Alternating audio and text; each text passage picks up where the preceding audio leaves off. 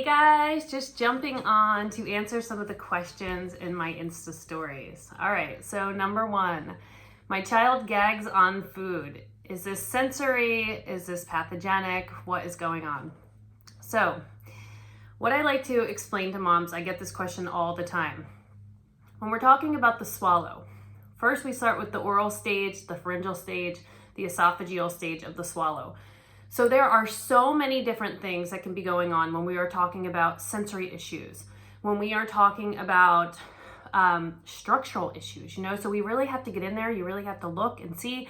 I always recommend a feeding specialist, a speech pathologist, if your child is having those sensory issues. Not because we're going to diagnose them with something they're going to hang on to for the rest of their life.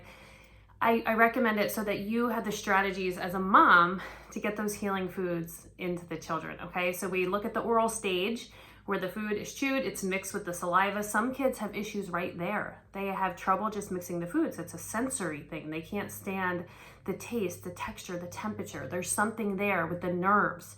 Then we talk about when the food or the bolus starts to move back towards the back of the throat, okay? And then we're triggering a swallow. Some kids have an issue there and they're gagging. Again, that can have to do with the consistency, the size. There are so many different things and so many different reasons when you're talking about swallowing. Some kids actually have trouble when we're in the swallow and that esophageal stage, when it's coming down into the stomach, okay? So really breaking down that swallow and looking at, is my child having an issue up here, or back here? Okay, so there are so many different things. It can be sensory, it can be structural, it can be functional. So breaking that down and making sure that you have the strategies. Once I know what's going on with each child, I can really make suggestions for, what's going on here or here. And again, it's not a life sentence. This is, for you to have the strategies to get the healing foods in until these things are a thing of the past. And I've seen it hundreds of times, so I know that, what I'm telling you is accurate. You're here for a reason and you have the tools. All right, do you make separate meals for you and your children? Absolutely not. I never have. If I have guests in my home that don't eat how we do, I still will make the same foods. And, if there's something else that I need to prepare on the side or whatever, I make the meal go together. I'm not going to make a bunch of different things. It's just not how I operate, and it's how I keep myself grounded in peace. What do your kids eat in a day? All right. This is a question that I get all the time. So what do my kids eat in a day? It's different every day, but I will tell you that my kids are grazers. They wake up in the morning and we start with juice.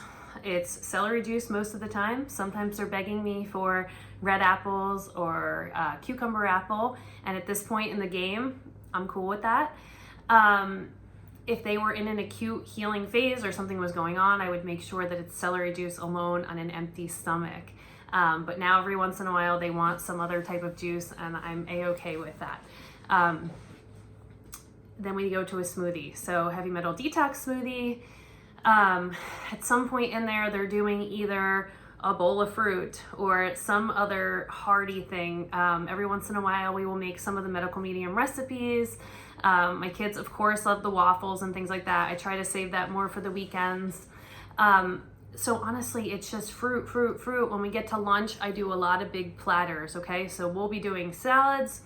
They will be doing a platter. So just think of all the vegetables, including greens, and some kind of dip. I really like to get creative with different dips because I feel like if you give a child a dip that they like, they will eat anything. So I try to just make something. The low-fat hummus is a huge hit because they will just dip all day long and they get all these amazing things in. Fruit and greens throughout the day, another smoothie. My kids love to do mangoes with coconut water and greens. That's a big one around here. We try to get in, a lot of greens, okay, between the bowls at lunchtime and the smoothies. Dinner is cooked at my house most of the time.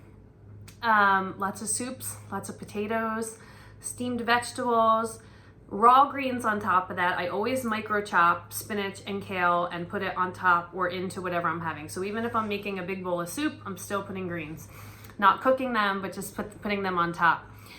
What else? They snack on a lot of dates. They do a lot of My son is really into those dried mangoes right now, you know, the sulfur-free mangoes. We do the dehydrator a lot. So just lots of fruit and lots of greens. My daughter loves potato chips, the avocado ones. I have to keep her away from those. But I do really believe that kids deserve a treat every now and then. There's a huge misconception in this community that a kid should never have a waffle and a kid should never have a this or that. It's simply not true. Kids are kids, and we can keep them in the parameters of a very healing and healthy diet and still allow them to have some little treats here and there. I know that some of you are like, whew, thank God. It's just like one day I posted a picture of my son in a pool. And I got so many DMs, and it was like, oh my gosh, you let him go in a pool? I don't like him going in a pool. There's chlorine in a pool. Chlorine is not good for any of us. But these kids, you know, they can be different enough just with the way that they eat and different things. If his friends or his cousins are going in a pool, I'm not going to be like, you cannot go in the pool. No, we go in the pool, we support our livers, we eat really well, we do the anti-chlorine tea. So there's a really gentle balance, you know, our liver is there to support us. We have to be very careful with it and really take care of it, but there is a level of support. So yes, we go in the pool every once in a while, we do some snacks every once in a while. We are human beings. I am a human mom. I am not perfect. My children are not perfect. And I know that's refreshing for some of you. Swollen lymph nodes in a baby with eczema. The immune system doing its job. That's why that's happening.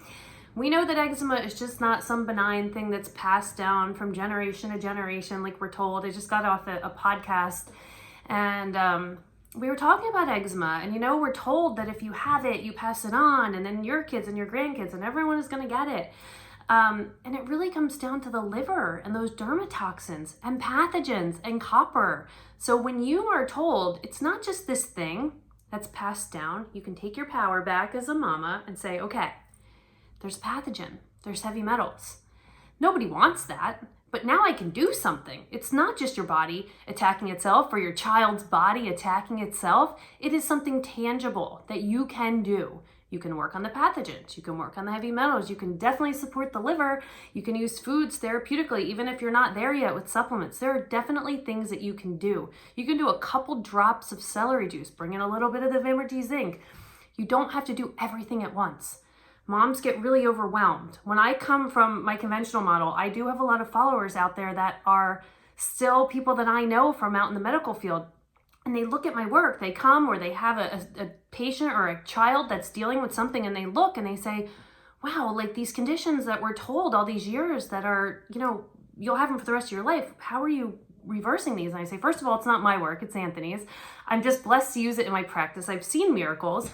But what I'm saying is that that's when we take our power back to say, okay, my child's body is not attacking itself. I have a lot of work to do here, but I'm going to do it. I'm going to just, here I am. I'm going to jump in. I'm going to clear the skin. And, you know, that's when we get to work, and that's when we know, like, all right, I'm here. I'm going to do it. I have a choice. I don't have to pass this on to my grandchildren. I can clean up the liver, and I can live a different way, and I can stop it right here and now. My kids hate fruit and celery juice. Help. All right, so what I would say is find one thing that your children do like, okay? So there has to be something, a banana, a date, a mango, something. Find whatever it is that that child likes and build on that, okay? So if it's dates, let your child eat the dates. Once the child is eating the dates every day, then you start to put something on the plate. You just tell the child, I just want it to sit there. You don't have to eat it. It's just gonna be on your plate.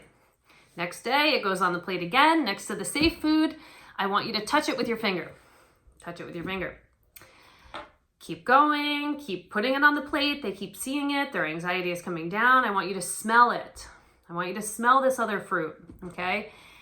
Keep going, a couple of days go by, I want you to lick it. Then I want you to taste it. Then I want you to put a piece of it in your smoothie or a piece of it with the dates. Something like that. You really have to desensitize children that are having these issues. Again, if they are hating all things that are from a certain food group, you really want to look at the sensory aspect. Is there something going on? Do they not like fruit for another reason? Or is it simply, you know, a personality or, you know, a choice, you know, more of they just don't like it because they're having other things. You may get to a point where you want to decrease some of the other things in the house because they have to eat something, right? So I don't know your story specifically, but those are some of the things that I would do. I would be bringing them in slowly. Or if your kid will do greens or something like that, I would be starting to bring the fruit into the greens. Will they do a green smoothie that's not as sweet? Maybe the child doesn't like sweet, so maybe doing like spinach with mangoes and coconut water, so it's not super sweet. Those are just some of the things. Or cutting fruit up into some other food that your child likes. You know, maybe your child is at a place where they don't do any fruit at all, and you need to start with something like a trail mix. They're eating something that's maybe crunchier, and you need to start putting pieces of fruit in. Start with dates or raisins or bananas, little tiny pieces of apple, and then gradually make them bigger and do less of the other stuff. You know, it's a process with kids, especially older kids. Those of us that, you know, got our kids into this when they were younger, I totally admit that that is so much easier than the kids that are older, but it's not a lost hope. I work with older kids even in college all the time. And it's all about bringing the good things in and then doing less of the other things, okay? So you bridge on what you've got, you make it bigger, you make it wider, you bring more healing foods in, and you bring the other foods down, you know, simultaneously, or when you can, okay? Can't drive yourself nuts. Is it normal for toddlers to not have bowel movements daily? Okay, first I would rule out dehydration, because in a lot of kids, they're just dehydrated. Kids don't drink, you know, they go to school, they have one water fountain break, you know, they're just dehydrated. Once that is ruled out, then I would say, no, it's not normal. Maybe in this society, I mean, you have no idea what I hear about kids and pooping. It blows my mind. Look at pathogens, look at bacteria, look at heavy metals. Really look at why that child is not going to the bathroom. The liver, the liver, the liver. Okay, so again, you don't have to take everything on, but you can support the liver with some red apples, with some aloe vera, with some magnesium, with some vitamin C. Vitamin C is incredible for the bowels. Barley grass juice powder, spirulina, fruit, greens, all of those things. Do not forget the celery juice. I know with kids that sometimes it's not the first step. Trust me, I know, I understand. But those are some things. But definitely rule out the dehydration. And then if you decide that there's something else going on, then you want to look at the pathogens. You want to look at that side of things. Heavy metal detox smoothie, Vimergy zinc. Really start that stuff going, and then you can get more specific from there. So I hope this was helpful. I know it was short. I didn't feel like typing out all those responses, so I figured I'd hop in here, and I will do so as the questions come in.